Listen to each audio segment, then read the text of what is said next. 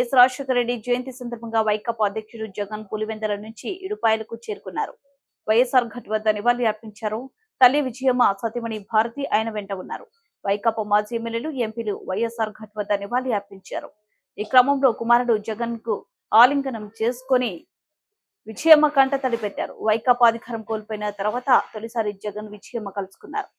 ఇడుపులపాయలో వైఎస్ఆర్ ఘట్ వద్ద ఏపీ కాంగ్రెస్ అధ్యక్షురాలు వైఎస్ షర్మిల నివాళులు అర్పించారు. తల్లి విజయమ్మ, భర్త అనిల్ కుమార్, కుమారుడు, కోడలు, కుమార్తెతో కలిసి అక్కడికి వెళ్లారు. జగన్ వెళ్లిన అరగంట తర్వాత ఆమె వైఎస్ఆర్ ఘట్ కు వచ్చారు.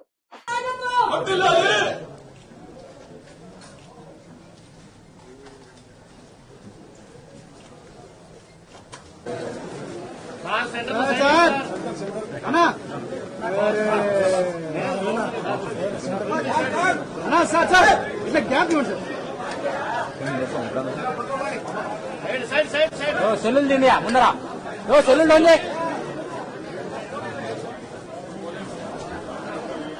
సెల్లులు డౌన్ చేయండి అన్న మీరు.